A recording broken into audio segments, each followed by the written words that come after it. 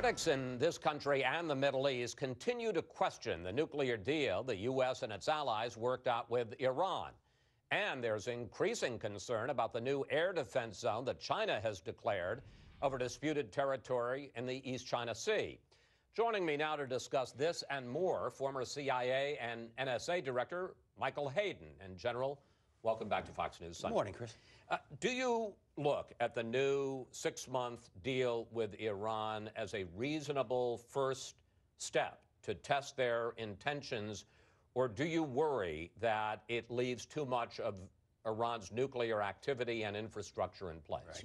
Well, it's not like we had a whole lot of good choices with regard to Iran and their nuclear program, Chris, and I'm willing to let this deal kind of run. But let's be honest with ourselves, all right? We have accepted Iranian uranium enrichment. There is no question about that. That's a different red line than we used to have. I understand that. That may be a result of the facts that have changed on the ground based upon the Iranian program over the past decade. Let me just interrupt for a second, because John Kerry would sit here right now and he'd say there's nothing in the agreement. We do not recognize their right to enrich. Well, actually, it says in the agreement that we will come to an agreement with regard to their right to enrich, which is very different than the UN Security Council resolutions to date that says they do not have a right to enrich. Chris, at the end of the day, Iran's going to be a nuclear threshold state. Now, before you think that's condemnatory of what's going on, what we have to do is to push that threshold back as far as possible. And that will identify, that will define whether this was a good idea or a bad idea. Right now, the Iranians are far too close to a nuclear weapon. We have hit the pause button. Now we've got to negotiate hitting the delete button with them. What is your view, big picture, and I'm sure you studied this as CIA director, what's your view of Hassan Rouhani, the new president of Iran, and of his new government? Do you see them as relative moderates who are, maybe because of the sanctions, working hard to end Iran's isolation, or do you see them more as just playing us and still determined to have a nuclear weapon at the end of the day? Yeah, it's probably a mix of all that, and it's a bad bet to bet on moderates and not moderates in another country. Rouhani is a pragmatist, though. Perhaps not a moderate, but a pragmatist. And at the end of the day, Chris, we're going to have to negotiate this. And so it might be a good judgment that Rouhani, and particularly his foreign minister Zarif, is just about the best deal we can get in terms of interlocutors within the Islamic Republic. Let's turn to China, which has declared a new air defense zone over something I must say, prior to a couple of weeks ago, I didn't know existed, the Senkaku Islands. You can see them there. You can get a nice Christmas vacation there in the East China Sea as they continue their territorial dispute with Japan, which also claims control of the Senkaku Islands. General, what is it, in your view, your analysis, what is China up to, and what do you think of the U.S. decision to send B-52s, surveillance planes, to challenge, over that territory, to challenge China's new declaration that it has air rights over those islands? Yeah. I was actually surprised by the Chinese move, Chris, and I view it to be both dangerous and dumb. Dangerous because you realize the first crisis in the Bush administration was a collision between an American reconnaissance aircraft and a Chinese fighter, and we barely capped that. Dumb because China was very aggressive in 2009 and 2010 making these claims around their, what they claim to be territorial seas. I mean, they treat the South China Sea, or they want to treat the South China Sea the way you and I treat Lake Michigan. No one's going to accept that. And the product of those Chinese steps, which are Chinese missteps, where we get to keep Marines in Okinawa, we have joint exercises with the Philippines, we have Marines in Australia, and we get to home port U.S. naval combatants in Singapore. I mean, this is bad from the Chinese perspective. I really don't understand why they did it. So, how far should the Obama administration go in confronting China, certainly in rejecting their claim of an air defense zone, and what is the danger of a flashpoint? Yeah, there's a real danger of a flashpoint, but unfortunately, I think we're going to have to continue to do what we did last week, which is to put 2 unarmed B-52s in the Chinese air defense identification zone and not reporting in to Chinese air traffic controllers. All right, let's turn. There's a lot on the plate here, the foreign policy plate. Then there's Afghanistan, where Afghan President Hamid Karzai has refused to sign a bilateral security agreement, or BSA as it's called, with the United States. until sometime after the election in 2014, and also he has to get some of his demands met first. National Security Advisor, President Obama's National Security Advisor, Susan Rice, responded to that. Here she is.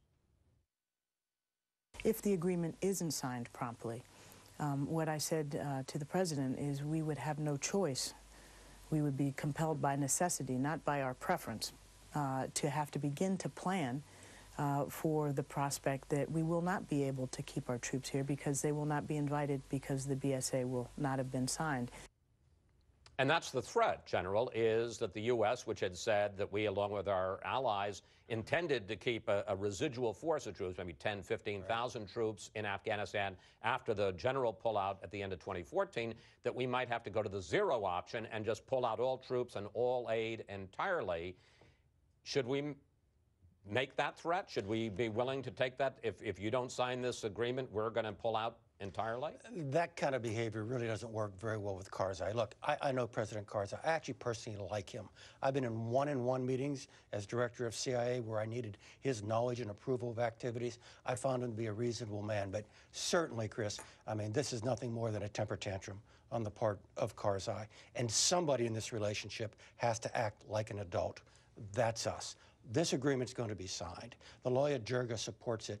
Most of the people... The Loya Jirga, which is the major, all the groups inside, they had a major meeting just a week ago. Exactly. And most Afghans realize, without American troops, you don't get NATO troops. Without American and NATO troops, you don't get economic aid from the West. They know this is about the survival of Afghanistan. I would counsel patience on our part, and if we have any harsh words for the president of Afghanistan, we should share them in private. Is Hamid Karzai unstable? He acts erratically, but I don't want to judge the man. I don't think his life experience has prepared him for the burdens that we and history have put on him. And therefore, I'm somewhat sympathetic, which is different than saying we should make concessions. Finally, I want to talk to you about your old place of work, the National Security Agency. Top administration officials are now talking about splitting off control of the Cyber Warfare Command, which is now controlled jointly by the head of the NSA, that make those two separate jobs because they say to give them both to the NSA director gives too much power to one man. What do you think of that idea? I actually think the idea is good, but not for the reasons the administration has put forward.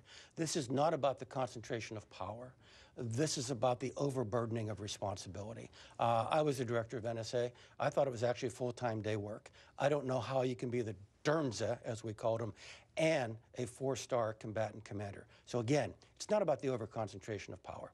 It's just that the responsibilities have grown too great. And intelligence officials are now talking about their real concern that NSA leaker Edward Snowden may have put together something that's being called a doomsday cache of top secret documents, much more damaging than anything he's released so far, and that they will be released if anything happens to him. Do you think that that is a legitimate and real concern? I have seen those reports, Chris. I have no reason to doubt them. Do you believe it? I have, again, I'm not in government. I don't know secrets, but it's the kind of thing that someone as clever as Snowden has shown himself to be would probably do. And is there anything we can do about it? Well, it's very, very hard. This is, Chris, be very candid with you, this is catastrophic for the safety and the security of the American nation, what this very narcissistic young man has done. And to that degree, is it a good insurance policy? And should the lesson be lay off Snowden because you don't want this doomsday cache to be revealed? No, I wouldn't think that's right either. That's a little bit like negotiating with terrorists. I don't think we ought to do that either. General Hayden, thank you. Thanks for sharing part of your holiday weekend with us, and we thank you very much for your candid comments on a whole range of subjects. Thank you. When we come back, our panel joins us again to discuss U.S. policy towards Iran, China, and Afghanistan.